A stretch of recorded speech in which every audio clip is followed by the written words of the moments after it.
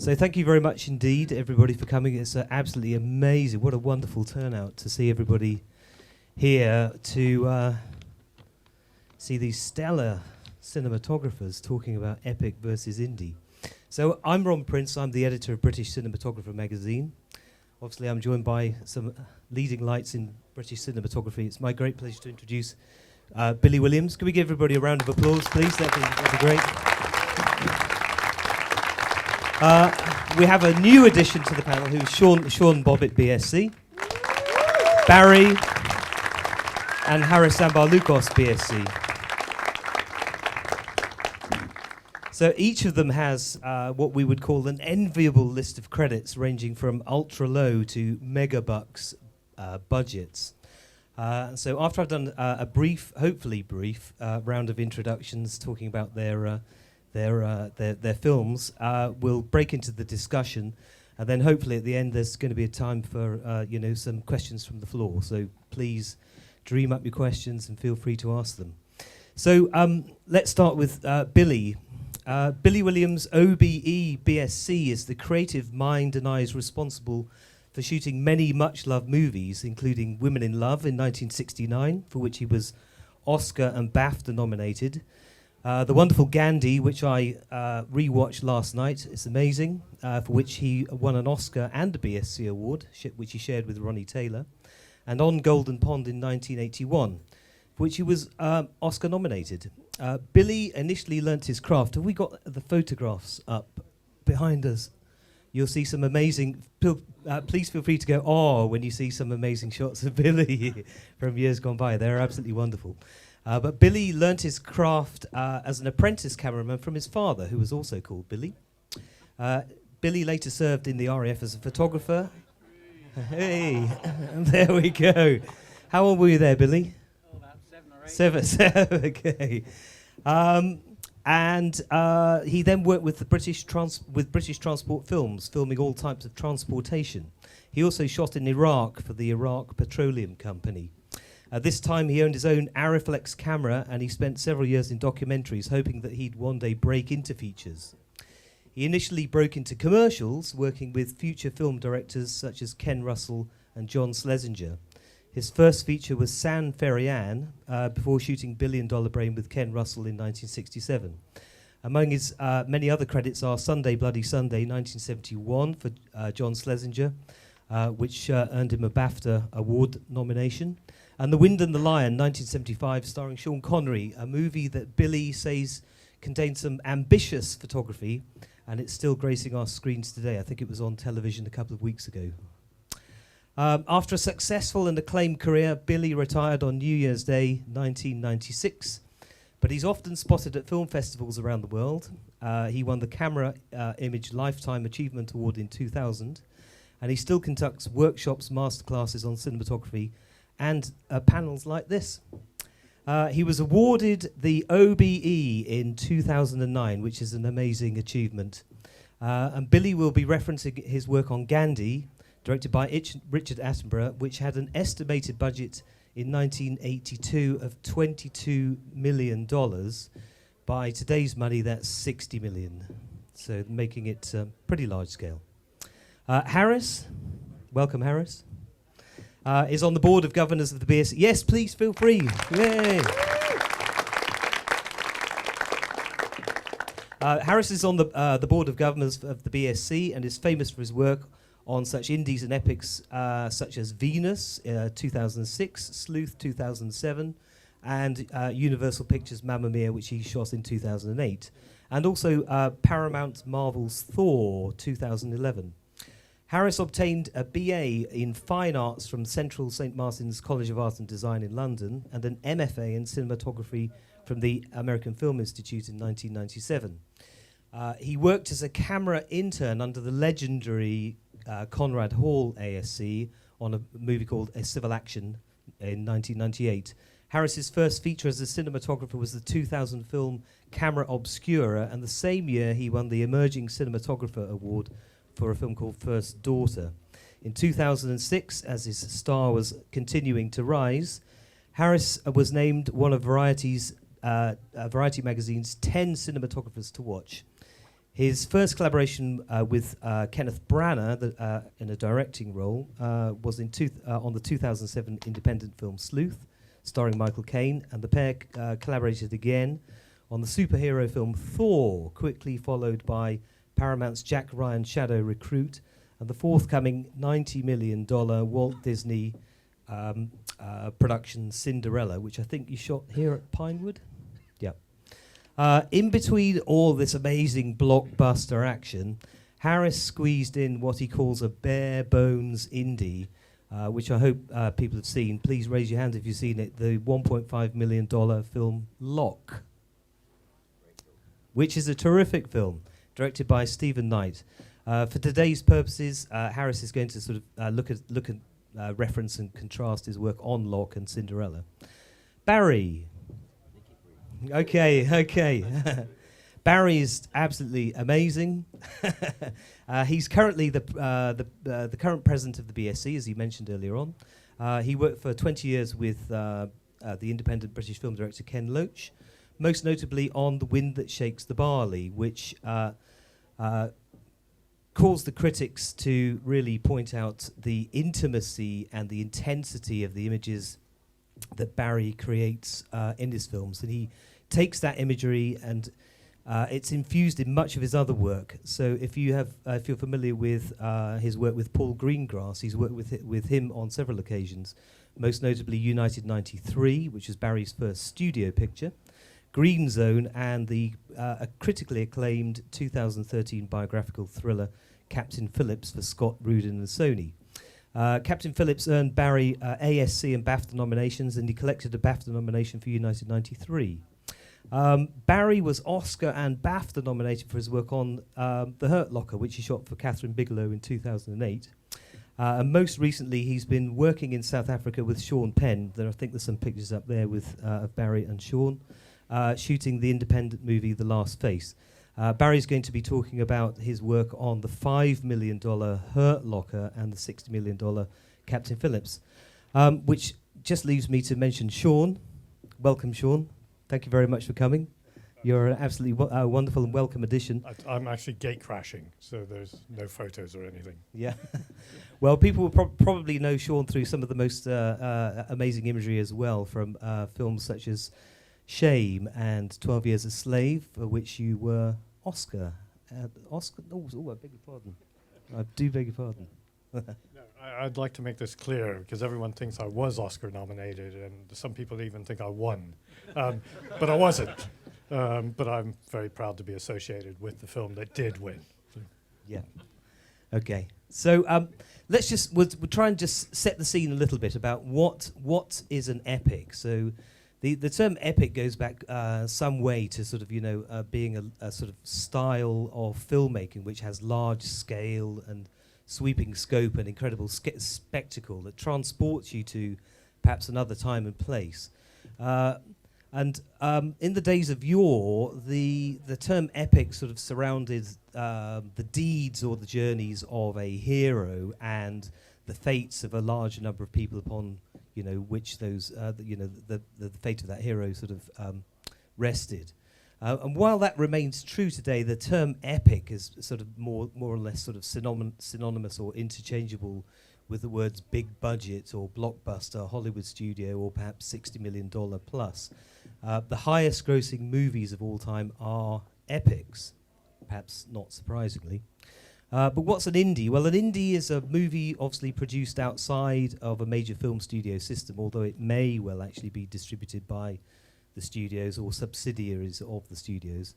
And as opposed to epics, independent films are probably distinguishable, I guess, by the esoteric content and their intimate style in which the filmmaker's personal artistic vision and their take on the human condition is realized. Usually, but not always, independent films are made with considerably lower budgets than major studio epics. But an independent film can easily rival a mainstream film production, particularly if it's got the necessary funding, distribution, and the right subject matter, as no doubt our panel will discuss. So I'd like to sort of open up the debate by putting some perspective on epic versus indies, and asking Billy to give us a sort of a view from from his perspective. Obviously Billy, throughout your career for the late 60s, during the 70s and 80s, was there such thing as an indie? Was there such thing as an epic back then? Well, they weren't known as indies and epics. They were lower budget pictures, which were sometimes called B pictures. And the very first film that I photographed, first feature film, was called Sam Ferry Ann, which was a black and white silent film, comedy. And that was sponsored by a company of builders. And so it was a very low budget, a very small crew, and it was based in Dover and Calais. And there was a wonderful team spirit. We had to move fast. It was very limited budget, limited time. But it was the first step on the ladder, because for years I'd wanted to get into feature films. And having started in documentaries, it was difficult until commercials came along, and commercials provided the stepping stone for me and many others, because it gave an opportunity to experiment and to learn how to light, of which I knew very little from documentaries. And it was a stepping stone too, because I met directors like Ken Russell and John Schlesinger and Ted Kotcheff, and later on worked on them in movies. So how do things start? Well, it's a step at a time. I remember the second picture I did, which was in colour, I said to the continuity girl, how do I get onto the bigger pictures? And she said, oh, little by little. And so I thought, well, I've got to be patient then. So I did a couple more low-budget pictures, and then I got a call from Harry Saltzman to photograph Billion Dollar Brain with Ken Russell, which was it wasn't an epic, but it was a big-budget picture with extensive locations in Finland. And I came onto the picture because the cameraman that had been assigned to it failed the medical. So it was a stroke of luck.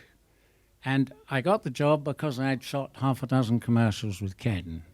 And we went on to work together on several other films, and it was a great director to work with. But I got to Pinewood here, and the sets were massive, and the speed of the film was 50 ASA.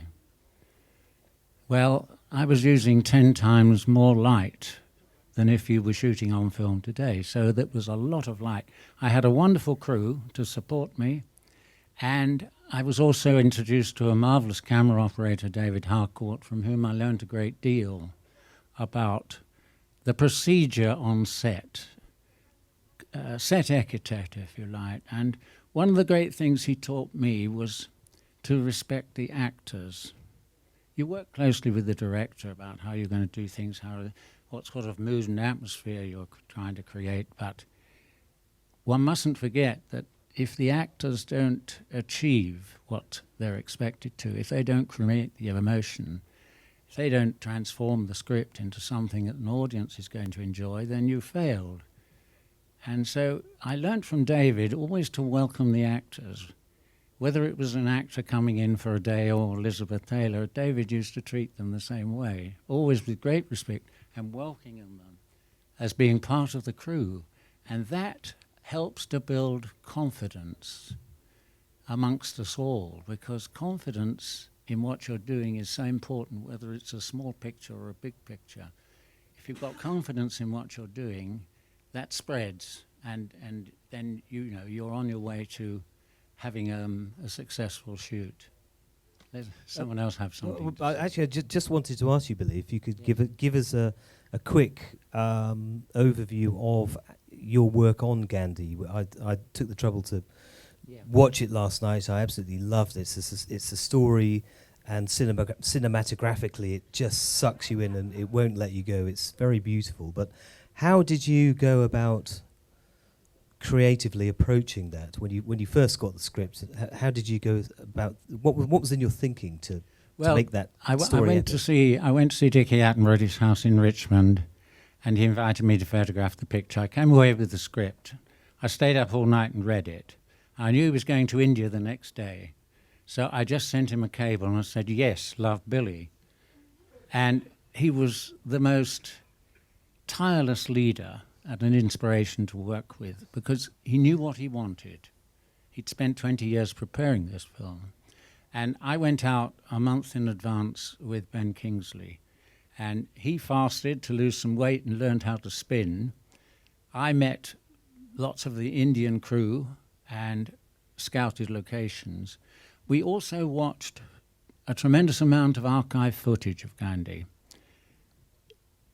over the years. And what Dickie was trying to do and what he achieved, I think, was to make the whole thing believable.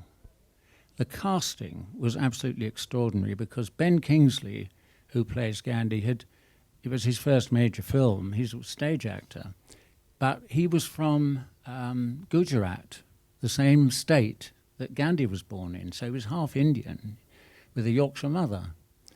And the Indian cast were all lookalikes, people that were around at that time. So we went to a great deal of trouble to create the reality of the period through reference of stills, movies, and we went to the locations where Gandhi lived.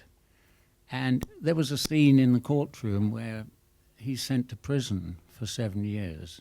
And we visited this courtroom in Bombay and decided we'd like to shoot there.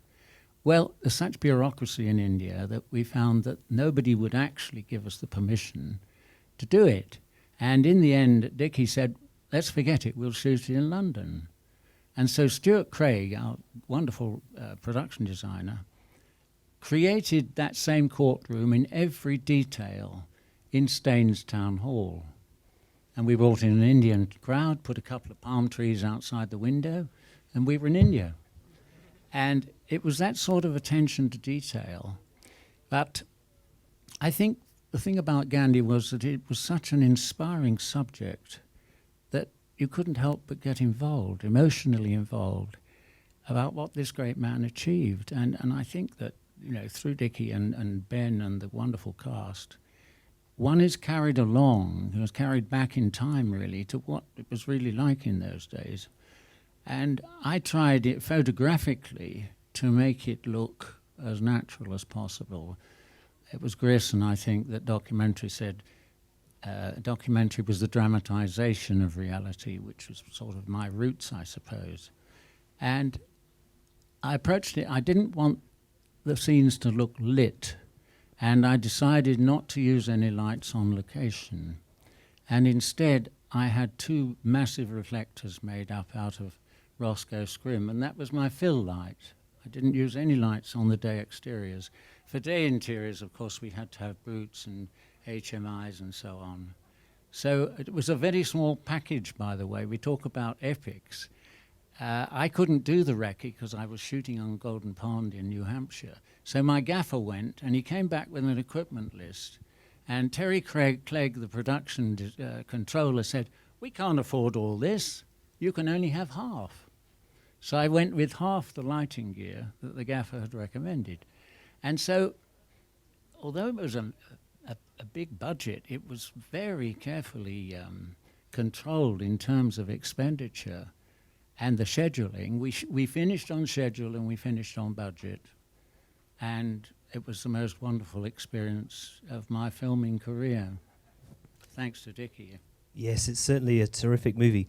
I'd just like to ask, just in the audience, so I can see, obviously, some members of the British Society of Cinematographers who are obviously working cinematographers, but have we got, camera crew here? We haven't got any. We've got one person from the camera crew. There are a few. Okay, everyone's very shy. Okay, I'm just trying to get an idea of who the audience are. What I wanted just to perhaps open up is to Harris, Barry, and Sean. Is obviously, you're established working cinematographers working on independent and what we might call blockbuster and indeed epic productions. So, when a script comes along, how do you decide whether you actually want to shoot have another indie on your credit list, or is it just or would you prefer to shoot the great big Hollywood blockbuster? Why on earth do you want another indie? Let me just have a quick say. I think Billy's touched on just about everything that we could talk about here. And finally, you were saying, no matter how big the film is, you're often left with a decision by a producer or a line producer to say that, but this is all you have. You know, this, in my opinion, I don't think they spend any more on the making of the film. The budget goes higher and higher, and it seems to disappear into the ether. But so to answer your question, would be that it looks like you're making a big epic film, a studio film. But I've got to always say, from my point of view, and I'm not sure how the others are going to answer this, but from my point of view, I treat them all like indies. So we're going to have this enough material, enough resources to make the film, and we're going to take an attitude that will make that film be successful. You also touched on the humanity, the connection to the subject, to the actors, and to the subject you're making, and also that the great thing about cinema is light, exciting chemicals. And when we are fortunate enough to get that opportunity, you fall in love with the subject, you fall in love with the film, and and that's what makes cinema. Others should have a say now. Well, I think for me, it's something that I never even consider when I've seen a script. It's all about the script. It's about the story. I don't even ask what the budget is, and I rarely ask who's actually producing it. What really matters is it a story that means something, that has something in it, that's a story worth telling, or a story that's exciting. All those things are so much more important to the decision of making the film than actually how much money is involved or what sort of scale it's going to be. In my experience, exactly the same with Barry. No matter how much money you have, they're always going to say no to you at a certain point. And I was looking back, I shot Hunger had a budget of £1 million, and we shot that for perf. Old Boy had a budget of supposed to be $17 million. We shot that for perf. I had exactly the same camera package for both of them. Quite often, there's no differential between an indie and an epic, normally speaking. If you get onto a big studio film, then that's something else. But I don't really consider those epics. I consider those high-budget studio films. And, I haven't been offered that many. The ones that I have been offered, I've tended to turn them down because the script has been absolute crap.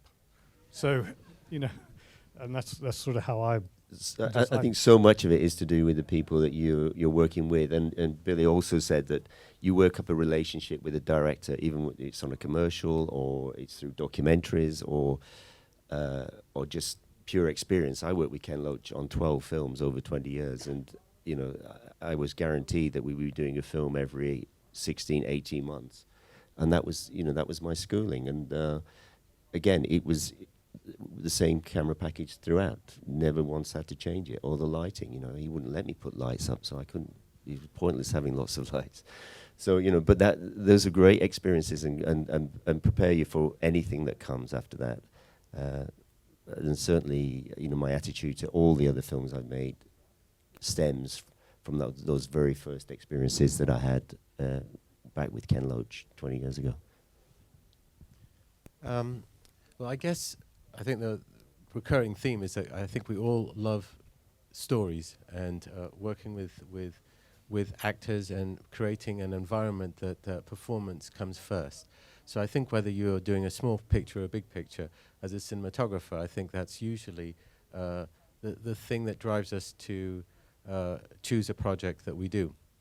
One thing that was a deciding factor for me from kind of coming from a very low budget background, and then it was a really big jump. I didn't do incremental jumps. It went from Sleuth, which was 2 actors and a 20-day schedule, to Mamma Mia, which couldn't be more different. One was a Harold Pinter script, and I really didn't understand why I was asked to interview for this musical, and I was a bit snobby about it. I really didn't want to.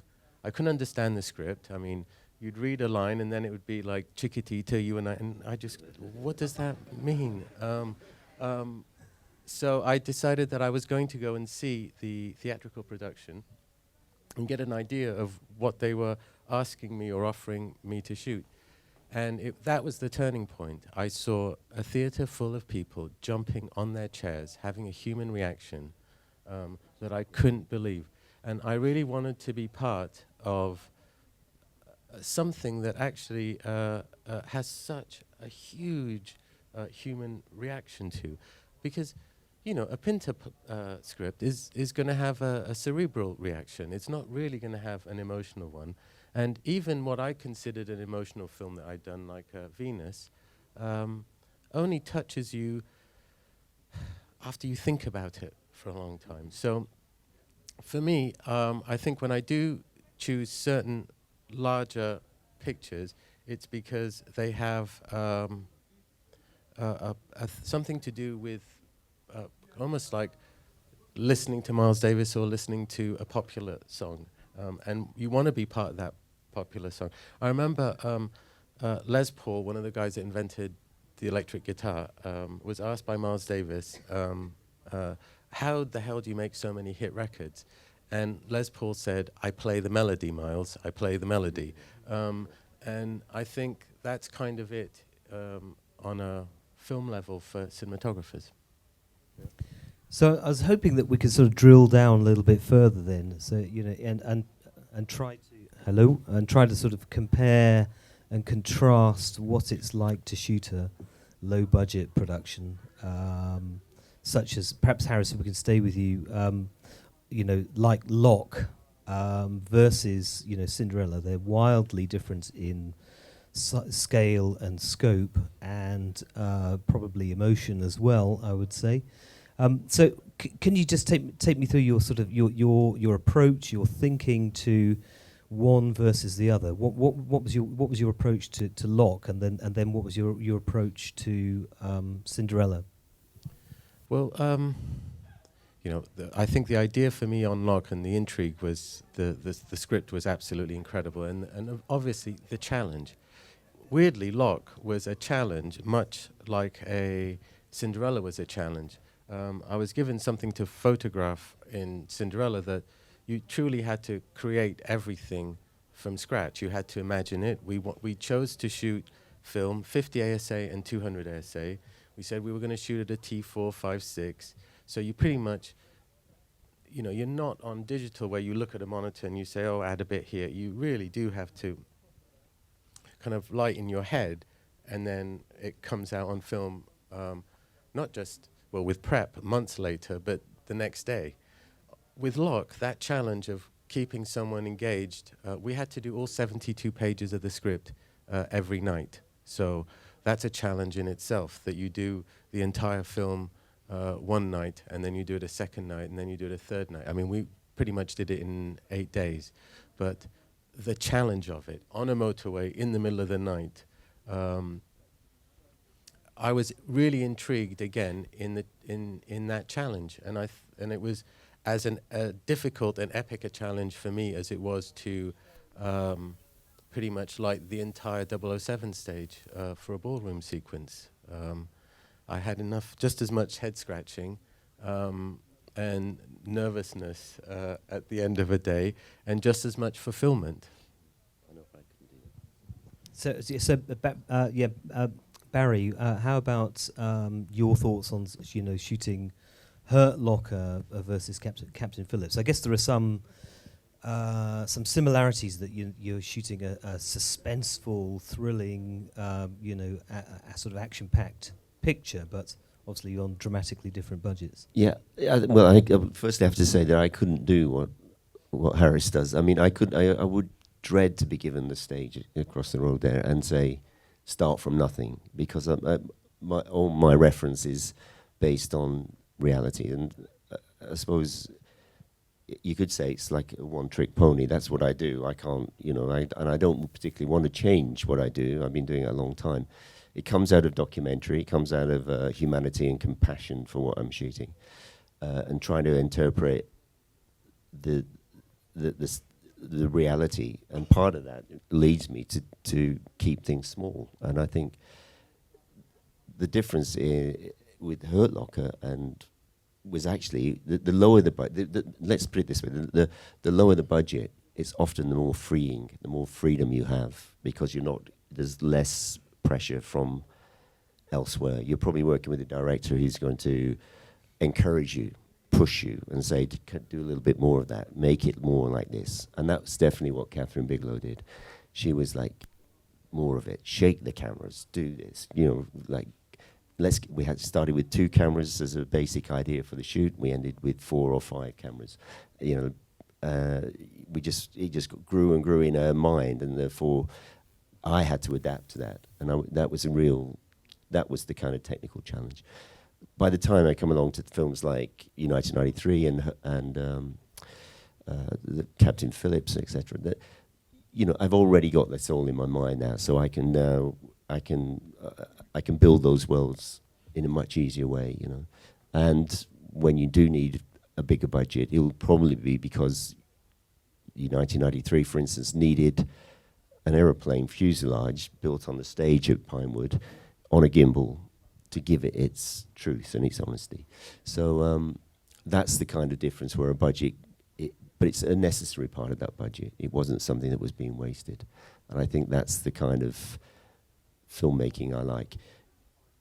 One other thing I would like to say is that and I think Sean said this, it's not, I don't go to work for the studio or for the producers necessarily. It's the director, it's the script, and often the actors that are in there as well. Because when you know that those things are in place, then you're in a good place. And I can say, like, I mean, there's an audience here, I guess, of new filmmakers and people who've done it for a long time, and crew and all kinds of people. You know, like, for those who are starting out, I think you have to try and find a voice, find the right people to work with, give it all you've got, build on that, and then from there, let the studios come to you later on in life. They'll come to you when you've established who you are, not to try and be like someone else. That would be my advice to everyone. Yes, very, very sage words. Sean, probably like to ask you a similar question about, large and small budget productions. I guess 12 Years a Slave and Hunger or Shame? Shame, yeah. Your approach to that. I have to agree with pretty much everything that Barry says, and also with Harris. But I'd be terrified if I was put into a huge stage and said, okay, like this, because we all progress incrementally. And I think that's something that students in particular forget, that it takes time to develop a skill. And it is a skill, cinematography. It's not something that we're born with. It's something that we hopefully we grow with and carry on. You know, I've done some studios, small stuff, and I look forward to doing the bigger stuff, but it actually terrifies me. I think that's also important, to be a little bit afraid the whole time to keep yourself going. But in terms of big budget versus small budget, epic versus indie, a lot of the times I think these days there's a blurring of the lines.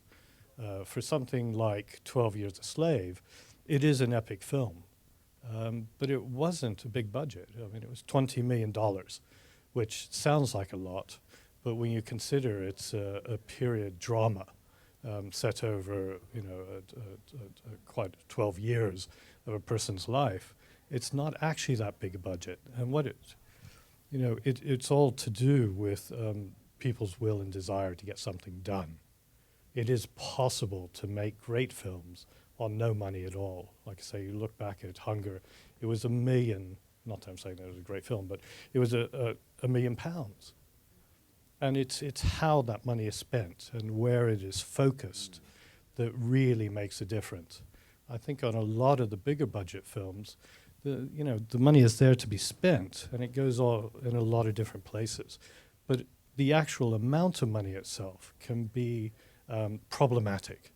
To raise that much money, a lot of people have a vested interest in the project, and because they put that much money into it, they want to see their interests represented, and that will often show itself in interference within the production itself, and with the production being twisted by the desires and the demands placed upon it.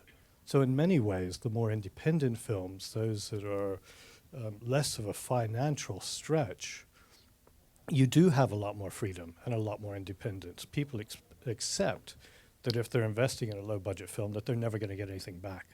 You know, it's a gamble, and most investors recognize that. But if you're going to put $700 million into something, you need to get something back. And so there are an awful lot of people who have a say about how the film goes.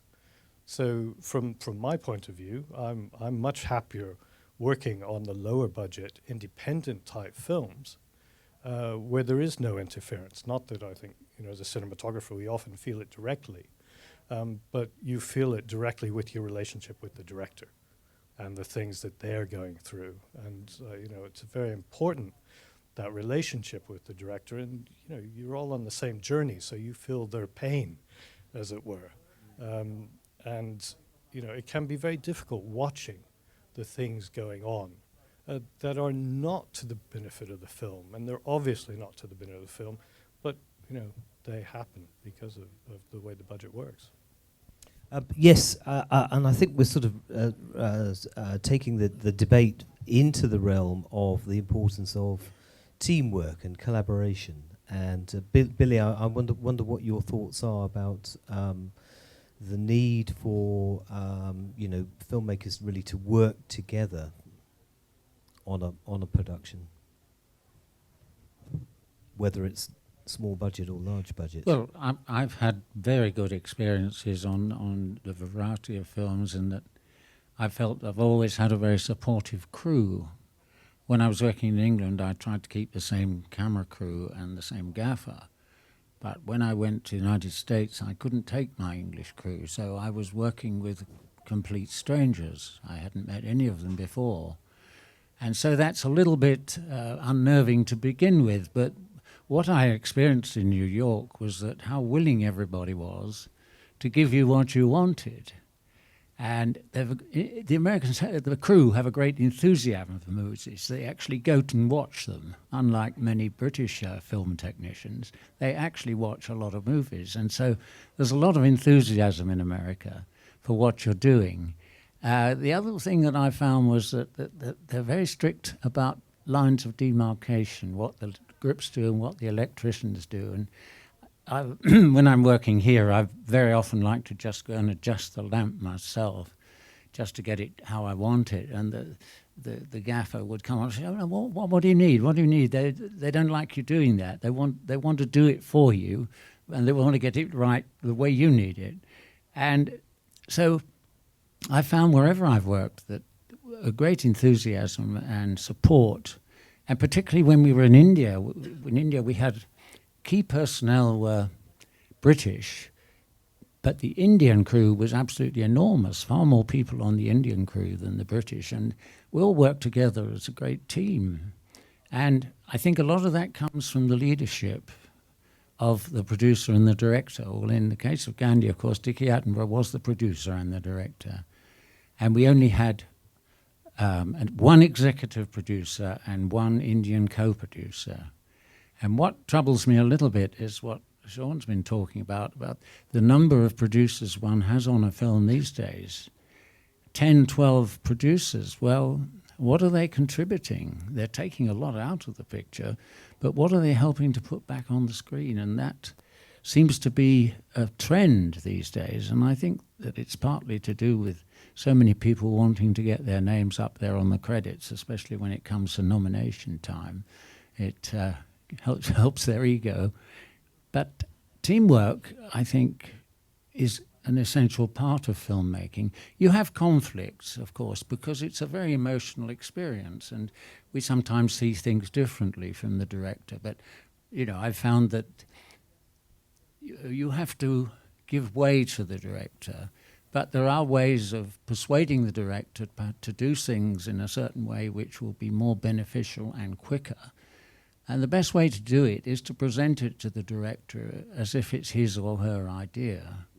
And you do that by doing it very discreet and not letting the rest of the crew know that you're putting an idea in the director's head, so that then the director can come out and say, well, why don't we do this, you know? And because as a cinematographer, you're thinking about how you're going to, where are you placing the camera, what lens is on, how are you going to light it, what atmosphere do you want, you know, how have you got to look after the leading lady in the light? Have you got to light it so that she looks her best, or doesn't it matter if she looks a bit haggard or tired? What's the story about? And so all of these things come into play, and where you've got a good relationship with the director, it makes it so much better and so much more rewarding. I wanted just to sort of move a little bit further into the idea that if you're working on an indie, you're probably more or less going to be strapped for time and strapped for cash, more or less. So how quick-witted and nimble do you have to be? Perhaps I can open up to Harris. How you know, what are the limitations of the budget and the time? How do they make you think and perform? That it's an undeniable truth that a cinematographer is hired on how quick they are. Doesn't matter what the budget is, and it doesn't matter how good they are either, I believe. It is pretty much, I mean, I may be exaggerating a bit, but there's a huge emphasis placed on how quick we work. I think that's important because it really works on a, I mean, if you want to look at it in a different way, if you look at the American Camera Guild, you're paid in increments of 6 minutes, a tenth of an hour.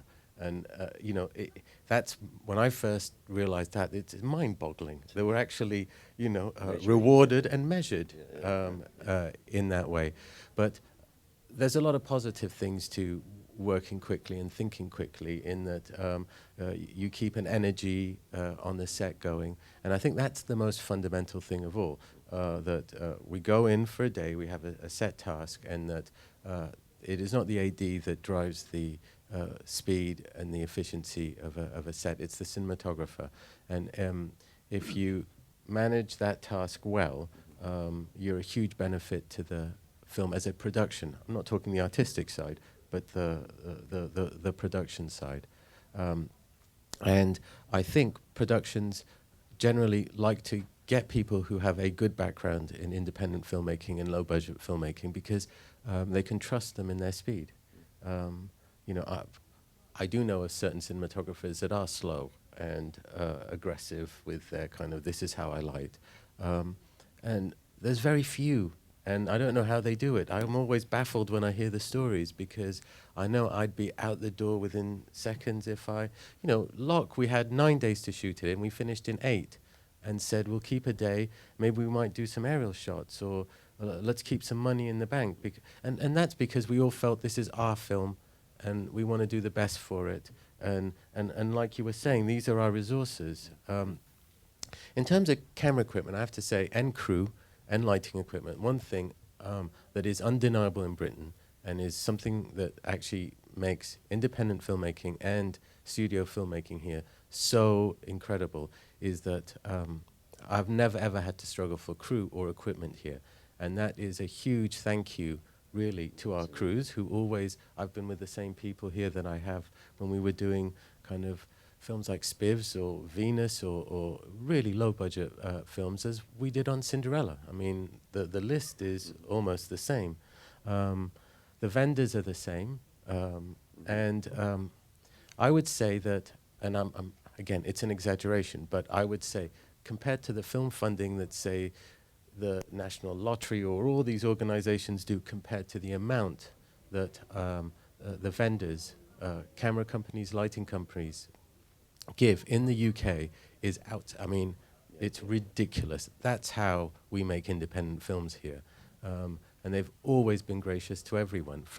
It's the same people that I talked to when I was a student. I mean, one example, I know Hugh is somewhere here, but Hugh Witter came to my student screenings of dailies, and he still comes to see dailies when I do Cinderella.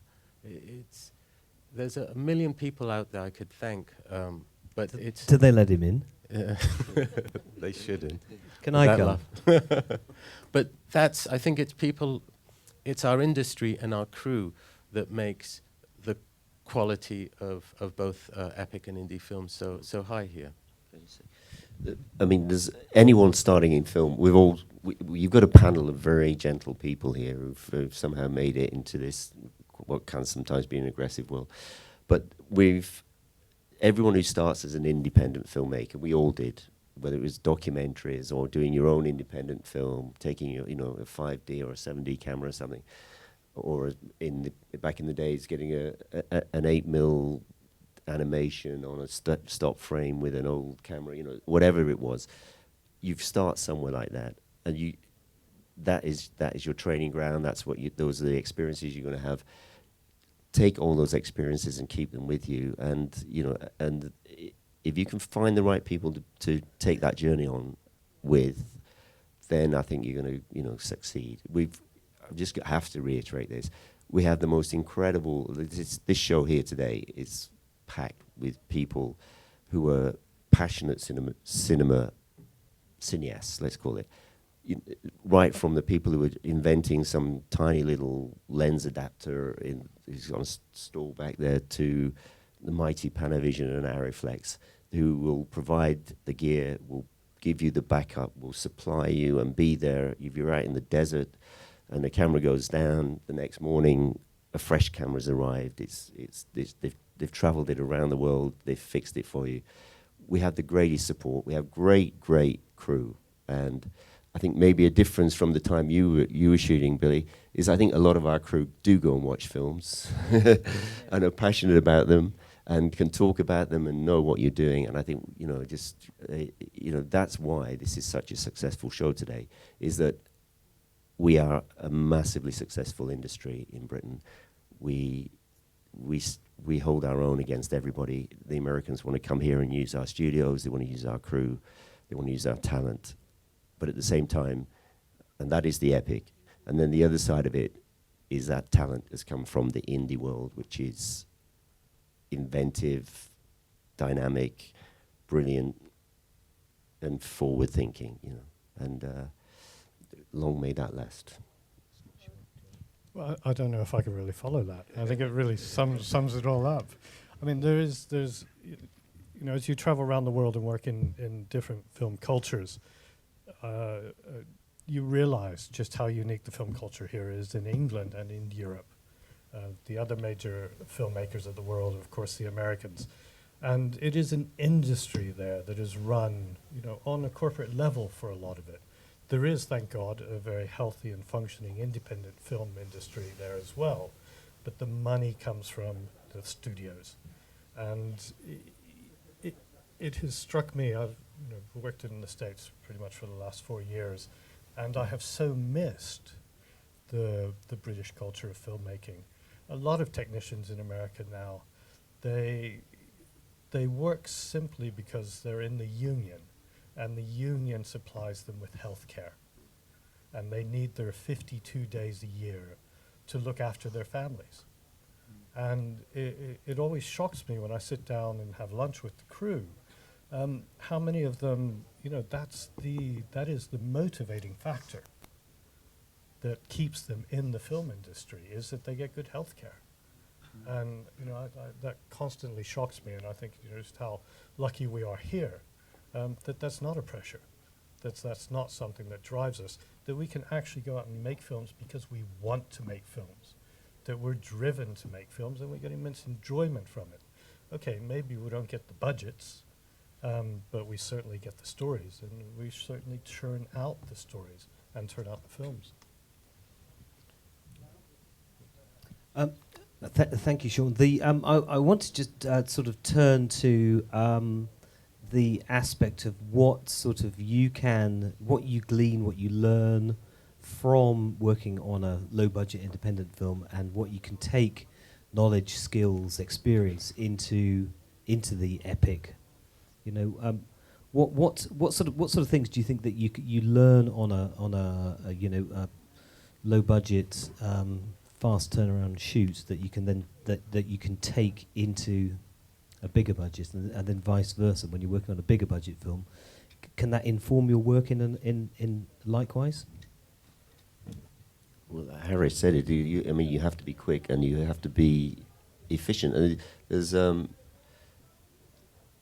think there's a thrill in a low budget film when you have an energy that, you know, if we don't achieve this much today, there isn't going to be another day at the end of it to do this. You know, I think, you know, the most fun I ever got was when we was something like, we've got 20 minutes, we've got another page and a half of dialogue, and we've only got half an hour. The crew will give us another half an hour after that, and this is we're going to have to change location from this place to the next, and we're still going to do it, and have the attitude that you can do that. You know, I think when you get to the bigger films, that they take that pressure away from you, saying, well, okay, we come back tomorrow, or we'll add another day to the budget. That doesn't satisfy me, so I actually like the pressure, and I think if you can I try and generate that pressure a little bit on the film. I like it like that, and I think the good directors encourage that. You know, the one thing I've personally learned is to give the space to the whole, to change the way that they make films in America, is to give the space to the actors and to the story, rather than shooting individual shots to tell a story. And I think, you know, it's not to me, it's not a shot, it's a scene. And I like to sing. So that would be the answer to that one. I would bring the scene into the film rather than shot by shot. Sean, do you have a comment to make about that? Yeah, I would absolutely agree. I think that that Harris really hit the nail on the head, that what most people are looking for in a cinematographer is speed. And if you can maintain that momentum of the film the whole time, that's something that is very valued, whether it is an indie or whether it is an epic. And the indie is where you learn those really basic skills. Everything you do in an independent film, you do in a bigger film. It's just maybe there's more of it, or maybe you have more time. I have to say, in my experience, you know, the time expands to fill the space allotted. There's never enough time to do what you would wish to do. So the compromises that you working on a cheaper film are absolutely still applicable to a bigger budget film. You're constantly being challenged with your time and finding elegant solutions. That's the great challenge in a small budget film is, okay, we have big ideas. This is what we would like to achieve. How do we do that in the time and the money we have? And when you do it, you know, there's a remarkable sense of exhilaration and achievement, not just for you, but for everyone associated with it. So, you know, I think quite often, like, you know, Barry's saying, to have those time pressures on you is actually a really positive thing, and something that you look at, you know, some of the bigger films with too much time, you know, people, it's almost like they're not thinking as much about it. They get by, and by just throwing more cameras at it and creating coverage, they get something that is absolutely viewable and sellable, but has lost the uniqueness and the vision of the director, the cinematographer, and all the other heads of department. And when you know, I've worked on a couple of films like that now, where you just become, you know, part of the cog of what is as a very set process, and it's absolutely soul destroying to find yourself being mashed into that place and just part of the machine. I like the word elegance. I think that's exactly, you know, when you find a solution which you would find in an indie film or when you're under pressure, that tells a story in a better way than it would be if it was broken down into storyboarded, you know, or complex crane shots or whatever that, you know, the complexity that you can have. Elegance is a good word for it, I think. And if I can add to that, one of the things I think that it works the other way around. If you've worked on a big budget film, what do you take to an indie? And there's a lot, actually. And one of the things is you've kind of filled your appetite, in a way.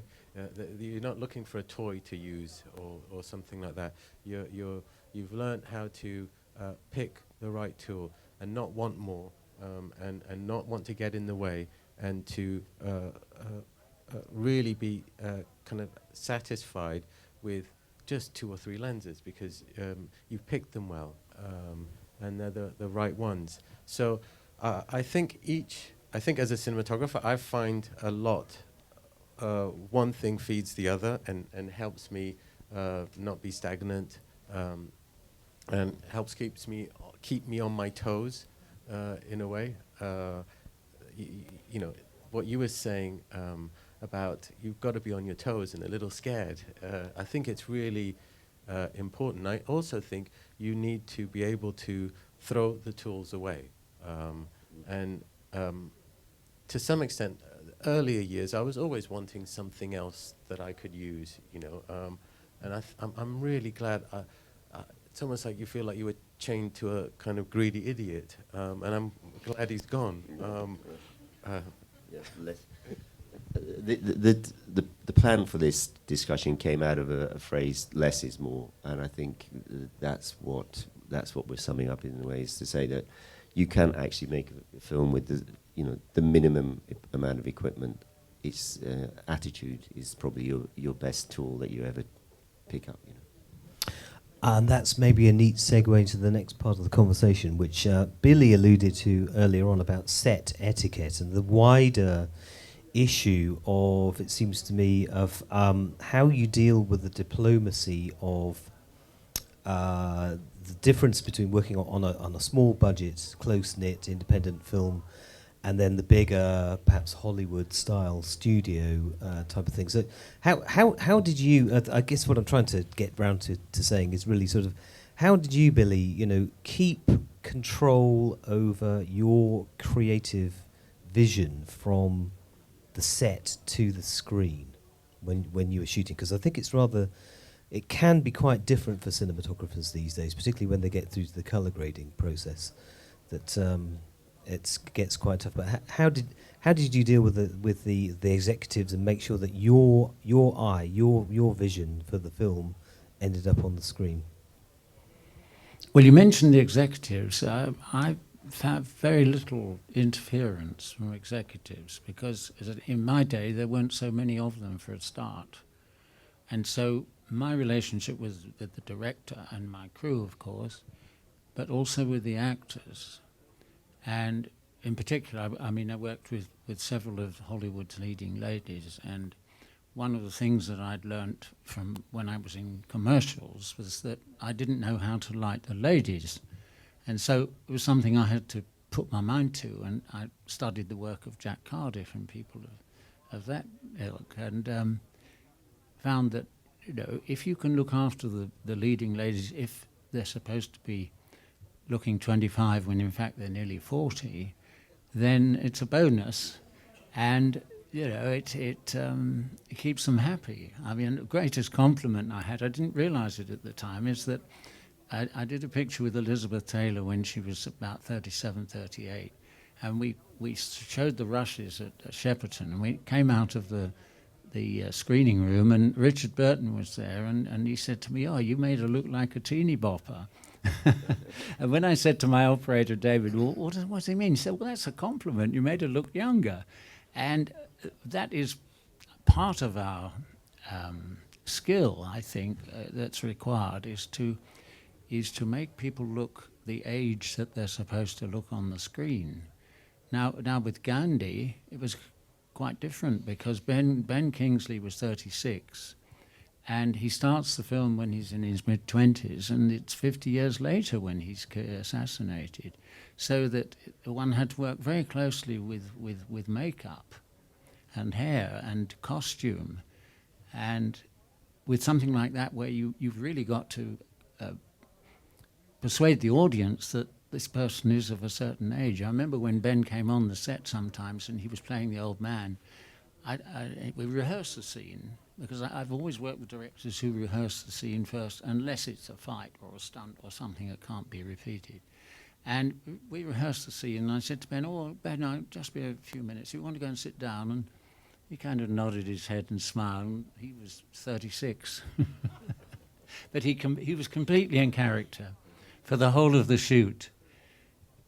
But another epic that I was involved in was Voyage of the Damned, which had a huge international cast headed by Orson Welles. And he had 3 big scenes to do, which were spread out over the picture. And he came on the set for the first scene, and he was absolutely covered in makeup. He looked like a piece of mahogany. He'd got so much makeup on, which I don't like. I prefer to have minimum makeup on the artist. So I spoke to the director and said, look, Orson's got, Mr. Wells, everyone called him, has got all this makeup. And the director said, oh, well, come on, I can't do anything about that. He'd got problems of his own because Orson had rewritten all his scenes. So I went up to we shot the day's work, and I went up to Mr. Wells and I said, well, excuse me, Mr. Wells, but do you think tomorrow, because it was a different scene, different part of the film, I said, do you think you could wear a little less makeup? And he gave a great big belly laugh. He said, listen, he said, if I don't wear all this makeup, he said, I look absolutely ghastly. So the next day he came on the set, his makeup was perfect. We shot the day's work, and we're getting towards the end of the day, and we're in Barcelona, and he's sitting in a beautiful Hispano Suiza motor car with a beautiful model, and the light's going, and I'm wide open on the lens, and Mr. Wells looked up at the sky, and he looked at me and he said, is this all right for you? And I thought, well, that's rather nice. He was backing me up. And so it pays to be frank and to be honest when you're working with stars of that caliber, and to say what you think about how they're looking and how they want to look, what the part calls for, and not to be afraid to speak up. And I think that if you can do that, then be honest about it. Because it's all about creating an illusion, isn't it?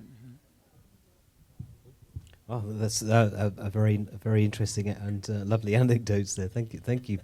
I was just wondering, perhaps, Harris, about just this. Do you ever worry about your vision for the film being taken away from you by somebody in Santa Monica Boulevard? I don't know if there's any in Santa Monica Boulevard. Culver City or wherever. Yes, a few other streets maybe. I guess part of the process of choosing a film, and whether it's an indie or an epic, has to do with what kind of conditions you'll be working in. And I found that subconsciously I was interviewing as much as I was being interviewed when I go to film meetings. I mean, it's easy with Ken because I know what I'm going to get, and he won't let that happen. You know, he just will not let that happen. And I think the indie films that I've done were films made so that you could have, the director could have control, and there was one producer, one director, and that's really how we worked it out. I would be cautious if I knew that a situation I'd be getting into, and I probably wouldn't choose that film. And also, I found that I'm actually hired for my opinion, predominantly. So rather than be quiet, if you are polite about how you express your opinion and you're accurate about it, they're more likely to want to listen rather than to tell you what to do. The Gandhi approach. The Gandhi approach, yes. Choice is an interesting thing. I mean, the most when you begin, the first film, that's the second film I ever did, was Ken Loach called me up to do the film. I wasn't going to question him, and later I did start to question him, but it's a pleasure when you've only got the one choice. And it must sound to some people quite arrogant in the sense that you're like, I could turn that film down, and I won't do this film, and I won't do that film. We're fortunate to have got to that position. It takes a long time. It's not. It doesn't come easy, but there is also a satisfaction that someone's asked you at the beginning of your career, knowing that you're the right person, they're giving you one option, and you taking that option, and that's that's also a pleasure. I think choice is is difficult sometimes as well. Sean, do you think that you get more freedom and more ability to take risks on a small budget production? I think by the very nature, you should, but you don't always. It's so many things. It's so often dependent upon the director themselves. I mean, my role is to interpret the ideas of the director, and visualize what they think of the film. Now, of course, I throw myself into that, and it's you hope through a long period of discussion that you reach a consensus as to what the film should look like. But sometimes you meet directors who are not that interested visually, and don't understand what it is you're trying to do, and it can become very complicated and very your diplomatic skills are drawn upon to just see the film through, and then you have to hopefully rely upon contractual elements to stop them from changing the film. In terms of the grade, I won't do a film if I don't have specific terms about the grade itself. No matter how excited I am about the film or the idea of working with that director or something, if I'm not going to be allowed to finish it, then I don't want to start it. Because the grade itself increasingly, and particularly also in low budget films, where there are a lot of tricks that you can do and let things go on the set, these compromises I talked about earlier, which you can then come back and revisit in the grade itself, and to adjust things back and to fulfill the original idea of the approach to the scene. You're the only person that knows that.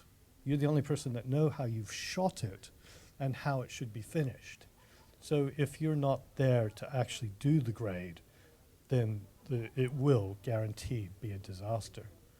So I try to ensure, first, it's very similar at the interview level, that everyone is talking about the same thing, that there is sort of a common goal, and that you just, there's a gut feeling. Do I trust these people? Do I like these people?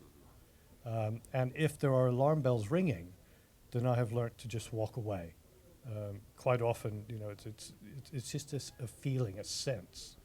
And so far I've been quite lucky, but you have to trust yourself and trust your experience, but then also contractually try and tie people down as best you can to protect yourself and to protect the film. Yeah, that is absolutely essential, but it's difficult to achieve. Yeah. In the days when one finished everything at the lab, it was pretty straightforward because you were only speaking to the picture grader, and you'd go through 3 or 4 runs of the film and you'd get it right. Nowadays, where prints are digital, it's so much easier to change the film radically, drastically. And I've had an experience recently which dismayed me rather, because BAFTA arranged a screening just before Christmas throughout all the BAFTA venues of a tribute to Tiki Attenborough, and they showed Gandhi. And I went to BAFTA at Piccadilly and saw the film, and it started off quite well, but then there were various scenes, particularly the more intimate scenes, where the skin tones had all gone red.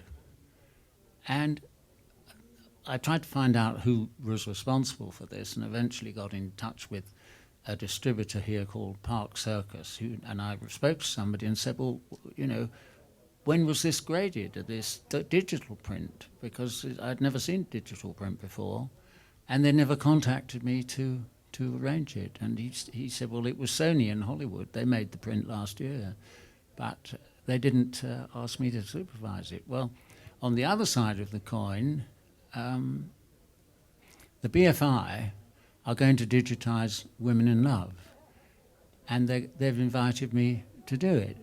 And they're scanning the negative in Hollywood, and they're going to send all the information here, and I shall grade it here in Soho next month. And that's very satisfying to think that you can recreate what you did 30, 40 years ago in the new technology, and you're still invited to take part. But that was a bit of luck, and as Sean said, unless you can actually tie this down in your contract, they don't want to be bothered. They don't want to make the effort to try and contact you and bring you in, and just do it properly, because it is our work, and we're the ones that know the best how it should be reproduced.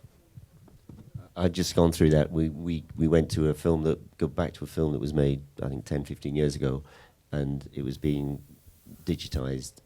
The very first pass that we were given as if this was going to be the finished thing was appalling, and fortunately the director and myself were able to say, stop now, because we're going to go back and do this properly, and we did, and it's, satisfied with the final result. But that's a very important new development with films that are being redigitized, or even we're hearing stories of when the film is finished that some executive is changing the look of the film because it's too arty. So, these are very important things, and it should be in contracts that the finished look of the film should belong to the cinematographer.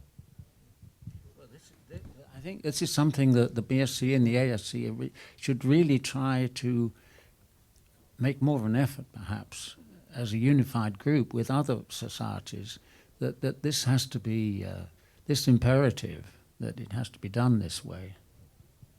So I think I just want to ask one final question before we open it up to the floor, which is, Harris, just to get perhaps your thoughts on how important independent filmmaking is as a sort of greenhouse for new talent. I mean, it's the backbone of the film industry, really. It's just, I don't think the film industry can survive without it. I know we're very fortunate in the UK that there's an independent film industry and culture that is outside of government-sponsored filmmaking, and that sadly is what a lot of countries have to deal with. There's a sponsorship for 1 or 2 kind of films a year in a certain language, and that's really what's made outside of anything that's commercial. What we have here is something completely different, and much bigger, with a huge audience. English language basically opens up a film to a large audience, and I think the diversity in culture and ethnicity here is also means that stories are told from a lot of backgrounds. So it's not just the actual skills, I think it's the stories that are told. And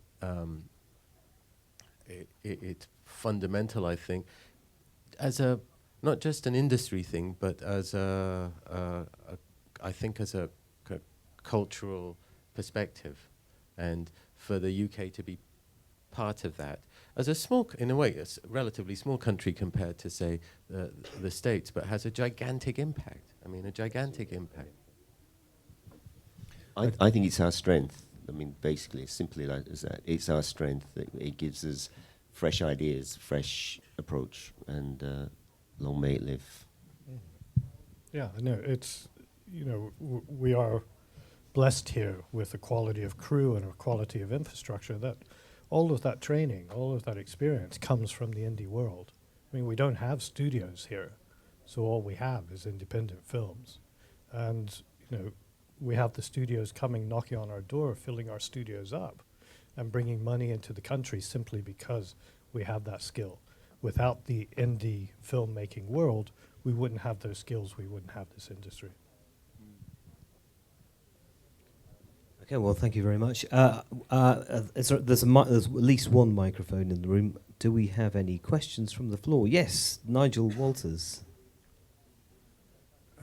I'd just like to reassure you in terms of archiving that Imago, which represents all the societies, apart from the Americans, is very aware of the problems of archiving.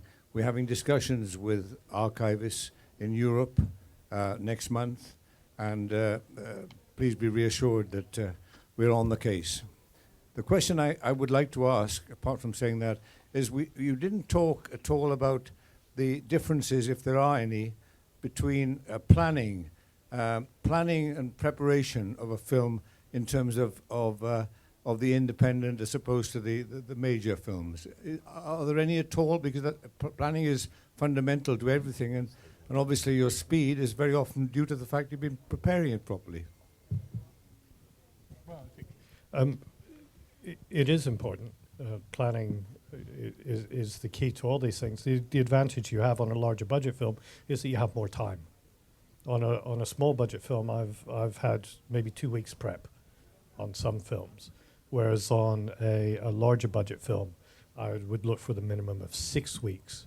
And I think that would be the minimum.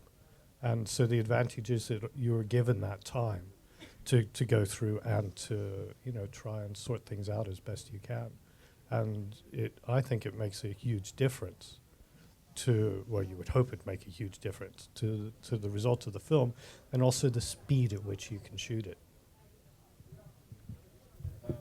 I'd just like to add to that the idea of testing should be a kind of part of a continual process that a cinematographer has. And what I found leaving film school and going into professional world is that whole testing process continued with the help of vendors. I mean, I used to keep archives, and I still have them somewhere. It was almost a monthly kind of going in to a rental facility and trying out something, and kind of keep at it, because you never know when you might use it. Some of that stuff is just useless, and my kind of own personal kind of education. But I think the key to being fast and being creative and being beneficial is to try things out. And I don't think you necessarily need to have a project to do that. I think almost every company out there at the Expo would give someone the opportunity to go in and try something and become familiar with those tools. It's up to the budding cinematographer to take them up on that, and to carry on learning and being prepared. There was a hand that went up somewhere in the middle here. Yes. I wanted to start to say thank you, gentlemen, for being here to tell you about your experience. It's very nice to hear. My question is for Billy, is when and why you decided to retire, and what was the, what made you think that, okay, I'm finished now, I don't want to work anymore, I'm good, and how did it feel? Well, I spent 52 years in the film industry. I started when I was 14 with my father, who was a cinematographer. He went back to 1910.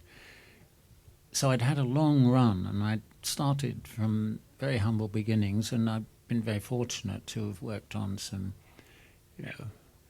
wonderful films, and I've been very lucky. And I felt I'd done enough. And also, I think the conditions that we have to work in now are much tougher. And it's not so easy when you get older, because you don't have the same stamina, because movies are a test of your emotional and your physical stamina. And I just felt also that I've spent a lot of time working, being away for months the other side of the world, away from my wife and 4 daughters. And you are answering the phone all the time, and you have to drop everything and go. And I thought, well, maybe I should be spending a bit more time with my family and enjoy things without having to, answer the phone.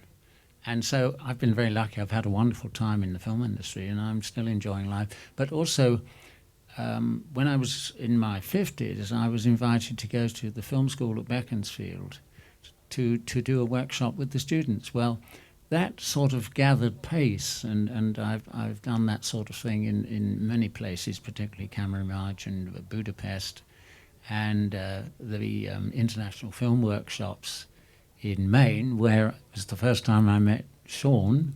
And I find that very rewarding, to be in touch with younger people aspiring to be cinematographers, and to be able to share my experience with them and tell them a few jokes, and sort of open a few windows for them, and just help them on their way. I get a lot of satisfaction from that. So I haven't left the industry, but I've just made life easier for myself.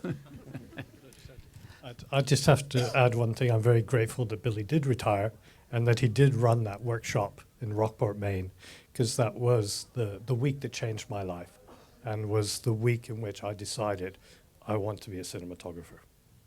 Thank you, Billy. Oh, well, yes. Let's. Thank you. Actually,